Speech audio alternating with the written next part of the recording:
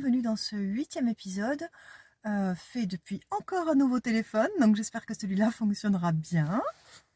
Et aujourd'hui on va aborder les implants distracteurs. Donc je ne sais pas si tu en as déjà entendu parler, mais c'est quelque chose qui n'est pas censé être là, pour le dire simplement, qui n'était pas là au départ et qui ne devrait pas être là maintenant. Par exemple, la colère et la culpabilité sont des implants distracteurs, c'est-à-dire que ça te distrait. La colère et la culpabilité, comme beaucoup d'autres sentiments, te font croire qu'ils te maintiennent piégé. D'ailleurs, on voit rouge, on dit qu'on est aveuglé par la colère, on est dépassé, on se laisse submerger et plein d'autres. En fait, c'est à devenir fou. En fait, c'est à devenir fou. Tu vois l'idée? Ils te font croire que tu n'as pas le choix. C'est des sacrés coquins quand même, hein. Ce sont des choses que les gens ne remettent jamais en question. Non, jamais. Et en plus, on apprend ça à nos gamins. Alors eux, évidemment, ça leur fait une super excuse. Dis, oh oui, bah, j'ai fait ça parce que j'étais en colère. Ah oui, bah t'avais pas le choix alors. Bah non. Petite parenthèse, c'est génial parce qu'aujourd'hui il y a un soleil, mais alors magnifique, un ciel bleu, presque pas de nuages. Mais alors, qu'est-ce que c'est compliqué pour trouver un endroit pour filmer sans les reflets. Donc je reviens à mes moutons, ce sont des choses que les gens ne remettent jamais en question, la colère et la culpabilité, jamais. Ils pensent que ce sont des choses normales et puis la vie est comme ça et les choses sont censées être comme ça. Donc on s'aligne avec la colère et avec la culpabilité, on rend ça très très réel et puis on vit avec ça et on passe énormément de temps dans notre vie à gérer la colère et la culpabilité. Tout un programme. Non mais pourquoi on fait ça? On serait pas mieux à aller au théâtre? Eh ben non, on peut pas le théâtre, tout est fermé. Confinement, tout ça. Voilà, je suis en colère. Ok, journée fichue, demain c'est fichu. Vous voyez où je veux en venir? C'est très très facile de se laisser emporter par la colère et la culpabilité parce qu'on s'est programmé pour ça. Nous sommes programmables, hein. Donc si tu te programmes à la colère, bah, tu seras en colère. Si tu te programmes à autre chose, eh bien, tu seras dans autre chose. Bon, mais là le sujet aujourd'hui, ce sont les implants distracteurs tels que la colère et la culpabilité. Et quand on est en colère ou qu'on se sent coupable, en général on ne se demande pas si c'est réel, juste on est en colère ou on se sent coupable. Donc on commence à être rongé par ce truc et ça commence à créer d'autres choses, la frustration, la tristesse, enfin ça génère d'autres sentiments ensuite et on finit par ne plus s'en sortir en fait. Et comme ces sentiments sont déclenchés par des éléments récurrents, et bien à peine sorti de la colère, on en provoque d'autres. Non mais là je suis obligée de sortir, hein, il fait trop beau, regardez le ciel. C'est juste superbe. Il faut juste pas se faire attraper sans masque, quoi. Donc travailler dur pour surmonter sa colère ou la culpabilité, t'as remarqué ça marche pas, hein. Pas du tout. Ça marche pas parce que c'est pas réel. Comment tu veux supprimer quelque chose qui n'existe pas? C'est un implant. Un implant fabriqué de toutes pièces. Par toi. Donc en toute logique, tu ne peux pas changer quelque chose qui n'existe pas et qui est en plus un mensonge. Les implants, c'est toutes les choses avec lesquelles tu t'es aligné ou toutes les choses auxquelles tu as résisté et que tu as fini par rendre réelles parce que ça a contribué à ton énergie, en fait, tout simplement. Tu te rappelles du rocher au milieu de la rivière? C'est l'épisode juste avant, donc le numéro 7, à peu près la 9e minute. Par exemple, imagine, on est en train de se promener ensemble, tous les deux, là, et on vient de croiser quelqu'un qui fait une drôle de mine et je te dis, oh là là, regarde, qu'est-ce qu'il a l'air en colère. Donc du coup, toi, tu vas le regarder et te dire, ah oui, non, mais clairement, il est en colère. Et ben, on a créé un nouveau truc, là, tu vois, une nouvelle réalité qui est entièrement fausse. C'est-à-dire, le monsieur que nous venons de croiser est en colère. Alors qu'en fait, Il était juste ébloui par le soleil et il fronçait les sourcils. Donc, on a pensé que, et nous avons créé. Bon, du coup, il n'est pas du tout exclu que le monsieur en question se mette ensuite en colère, pour de vrai, parce qu'il s'est senti dévisagé, quoi. Création. Et là, nous avons inventé quelque chose qui n'était pas réel. Alors, pourquoi on appelle ça des implants distracteurs? Eh bien, c'est tout simplement parce que ça nous distrait de la réalité. Ça nous distrait de ce qui se passe vraiment. Ça distrait de la conscience, de l'être, du percevoir, du savoir. Bien sûr, ça distrait du recevoir. Tu ne peux plus te recevoir lorsque tu es en colère. Tu peux plus. Non, tu peux essayer tout ce que tu veux, tu peux plus. Ni toi, ni recevoir les autres. Et puis t'as beau essayer de le gérer, ça revient tout le temps. Hein. T'as remarqué ça? Avec la culpabilité par exemple. Tu vois, tu gères ça, tu essaies de le dompter, tu le dépasses, et ça revient. Moi je dis que la culpabilité devrait changer de nom, on devrait l'appeler boomerang. C'est bien boomerang, hein? Ok, alors la colère c'est quoi en fait? Qu'est-ce qui se cache derrière la colère?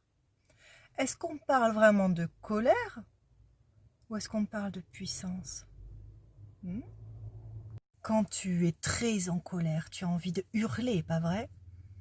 Et puis quand tu en as l'occasion, si tu vas en montagne ou je ne sais où tu peux être seul et crier tout ce que tu peux pour évacuer ça, non seulement ça fait un bien fou, mais quand tu as terminé, tu te rends compte qu'en fait, tu n'es pas en colère. Tu es juste puissant. Et toute la puissance et toute la créativité et toute cette force-là que tu as en toi et que tu n'as pas laissé sortir parce que ce n'est pas bien d'être en colère, veux-tu bien le détruire et le décréer maintenant, s'il te plaît? Bon, il peut y avoir plusieurs points de source à tout ça, mais imagine que ce soit ça. Par exemple, quand tu étais petit, eh bien, tu t'es insurgé contre quelque chose, et puis on t'a dit oh non, c'est pas bien, ne sois pas en colère, ne sois pas une méchante petite fille, ne sois pas un méchant petit garçon, c'est pas bien. Alors que toi, en fait, juste tu t'exprimais, tu vois, t'étais pas en colère. Eh bien, ce jour-là, on t'a implanté que exprimer sa puissance, exprimer sa force, c'était quelque chose de mal, qu'on appelle la colère. Tu peux remettre les choses à leur place maintenant? Merci. Oui, bon, enfin, on te l'a implanté, t'as acheté le point de vue quand même, hein. Puisque tu l'as créé, ce truc-là, ben, la bonne nouvelle, c'est que tu peux le défaire. Tu commences peut-être à comprendre en quoi c'est distracteur, tu vois? Partout où tu avais de la puissance, tu as vu de la colère. En fait, c'était un voile qui t'empêche de voir la réalité. Bon, alors en fait, de manière générale, partout où tu résistes, partout où tu réagis, partout où tu t'alignes, partout où tu es dans le jugement, partout où tu as un point de vue fixe sur quelque chose, eh bien, tu limites ta conscience de ce qui se passe en réalité et tu limites ta capacité à changer ce que tu voudrais changer. La clé ici, c'est tout percevoir comme un point de vue intéressant. Ça te donne une liberté totale d'être toi. Le point de vue intéressant.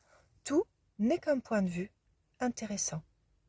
Parce que même les jugements du bien et du mal, bon, il y a des choses, on sait clairement que ça relève de l'insanité totale, hein, d'accord. Sur ça, c'est même pas un jugement, c'est un fait. Mais le bien et le mal, ça dépend de la culture. Ça dépend de l'âge, ça dépend des expériences passées, ça dépend de beaucoup de choses en fait. Donc ce n'est qu'un point de vue intéressant. Donc en fait, si tu veux, l'espace du laisser-être, l'espace du lâcher-prise, c'est l'espace du point de vue intéressant. À partir de là, il n'y a rien qui peut te prendre la tête, rien du tout. C'est juste un point de vue intéressant. Juste un point de vue intéressant. Tu vois, la vie, en fait, c'est comme l'art. C'est subjectif. Ça dépend de qui le regarde. Alors, tu peux te retrouver devant une toile immense, pleine de couleurs et tu comprends pas forcément ce qui se passe. Et tu peux choisir à ce moment-là. Est-ce que tu essayes de comprendre et tu émets plein de jugements sur dans quel état était l'auteur quand il a fait ça, sur pourquoi est-ce qu'il a utilisé ces couleurs, pourquoi tu ne comprends pas, ou tu peux décider de te mettre devant et de juste ressentir. La vie, c'est comme l'art. C'est pareil. Du coup, quand tu es devant cette toile et que bah, tu sais pas vraiment ce qui se passe, juste tu reçois, ben là, tu es libre. Tu es libre de tout jugement. Tu es libre de tout point de vue fixe. Donc du coup, bah, tu n'es pas implanté par quoi que ce soit. Et tu ne fais que percevoir, savoir. Tu incarnes presque ce que tu vois, quoi. Tu vois? Un espace de liberté totale. Donc on a vite basculé en fait des implants distracteurs au jugement, mais c'est tellement étroitement lié qu'effectivement on ne peut pas parler de l'un sans l'autre.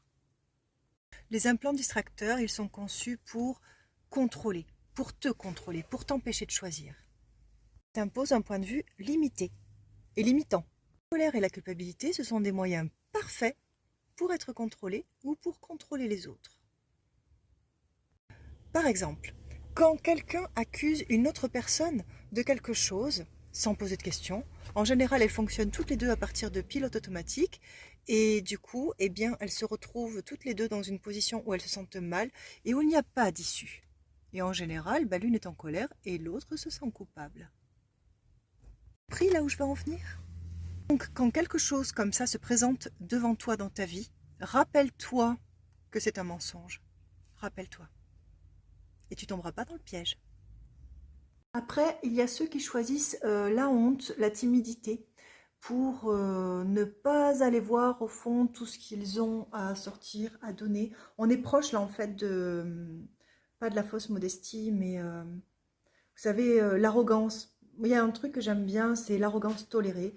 C'est-à-dire que on n'est pas arrogant, mais on va quand même admettre les qualités que l'on a. Donc c'est très mal vu ça, très très mal vu. Dire à quel point tu sais que tu es bon dans un domaine, c'est très mal vu. Voilà, donc on ne le fait pas. Oh non, oh là là, non, je sais pas faire. Et puis non, mais non. Donc on rougit, on a honte, on n'ose pas s'afficher. Donc on peut choisir ça aussi, la honte et la timidité, plutôt que d'exploiter ses talents, quoi. Tu vois? Bon, on est bien d'accord que tout cela, c'est parfaitement inconscient, d'accord? C'est-à-dire qu'on a érigé des limitations autour de nous et on subit hein, des implants distracteurs qui nous font croire à tout ça, qui nous donnent une fausse réalité sous les yeux, qui a voilé la vérité et donc on vit sous l'influence d'un plan distracteur. Du coup, on peut se sentir souvent coupable, on est en colère, on est timide, on a de la rancœur, on a des regrets, des points de vue fixes sur les points de vue addictifs, les points de vue, enfin bon, tout un tas de choses comme ça qui nous empêchent complètement, mais alors complètement d'être soi avec une aisance totale, quoi. Le truc, c'est ce qu'on souhaite vraiment, c'est atteindre ça, cette liberté d'être soi en toute aisance, en toutes circonstances. Bon, alors en fait, écoute, tous les implants distracteurs, tout spécialement la colère, la rage, la furie, la haine, tous les points de vue addictifs, compulsifs, obsessionnels, tous les points de vue pervertis, le regret, le blâme, la honte, la culpabilité, la peur, le doute, la vie, la mort, les points de vue sur la façon de vivre, sur la réalité, sur les relations, sur la famille, sur le sexe, la sexualité en général, sur l'amour, sur la jalousie, sur la paix, les relations et les affaires et